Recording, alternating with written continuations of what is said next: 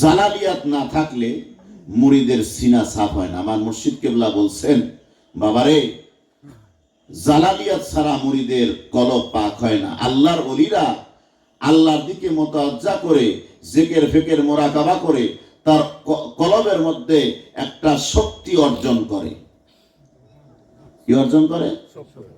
Feel বাতিনে কুওয়াতান নুরানিয়াতান মুশআশাতান ওয়া তাকুনু আউনান আলা হামলি মা উলকিয়া ইলাইহি লিআন্না জিবরাইল আলাইহিস সালাম লাম্মা ইত্তাসালা আলা জুরমিহি বিজাতি মুহাম্মাদি সানিয়াতিন যায়কান সুবহানাল্লাহ সুবহানাল্লাহ মা উলকিয়া ইলাইহি।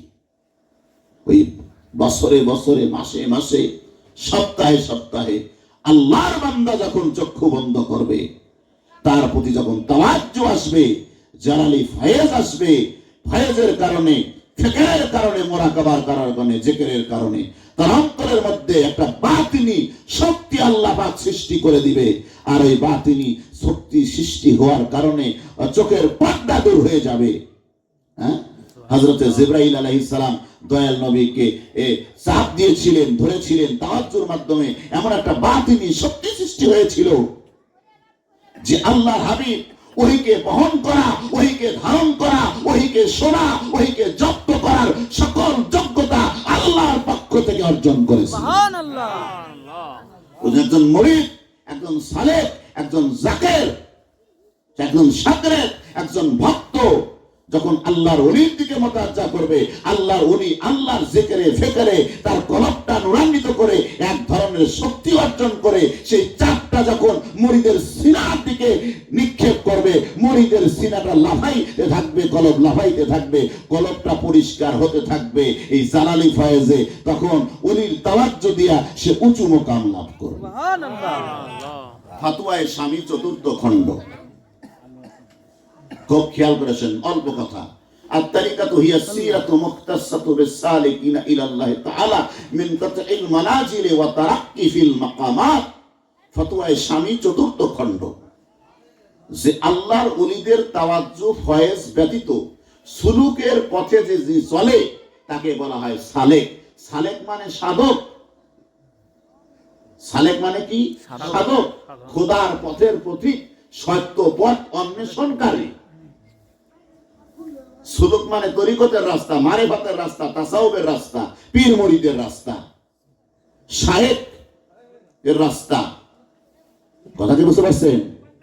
এই রাস্তা যখন তারা চলবে, চলার কারণে তার কতগুলা মঞ্জিল আছে, স্টেশন আছে, মাকাম আছে। এই মাকামগুলো সে অতিক্রম ততক্ষণ পর্যন্ত করতে পারবে না যতক্ষণ কামেল শায়েখ আল্লাহর ওলির তাওয়াজ্জু তার ওই মকামের মধ্যে না যাবে। ওই মুরিদ হাজার ওজিফা করেও উঁচু মকামে যাইতে পারবে না যদি আল্লাহর ওলির নেক দৃষ্টি তার উপর না থাকে। তাহলে মুর্শিদের সাথে সংযোগ স্থাপন ভালো থাকা লাগবে।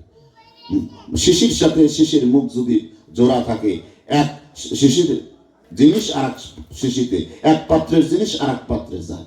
এরকম ওস্তাদ এবং ছাত্র, যে কোনো ছাত্র শিক্ষক পড়াইতে গেলে শিক্ষকের নজর যদি ছাত্রের প্রতি ভালো থাকে, ছাত্রের নজর যদি শিক্ষকের প্রতি ভালো থাকে, উভয়ের মনোনিবেশ যদি ভালো থাকে, মুতাওয়াজ্জা কাকা কি পরিপূর্ণরূপে মনোনিবেশ করা। মুতাওয়াজ্জা ওয়াজহুন থেকে আসছে, ওয়াজহুন মানে মুখমণ্ডল। মুতাওয়াজ্জা শব্দ কিসের থেকে আসছে? ওয়াজহুন থেকে আসছে। এর অর্থ কি? মুখমণ্ডল। মুখমণ্ডল মানে কি? আমি আমার সমস্ত চেহারা জাহেরি এবং বাতিনি উভয় দিক দিয়া আমি একেবারে এক আল্লাহর দিকে মনোনিবেশ করলাম।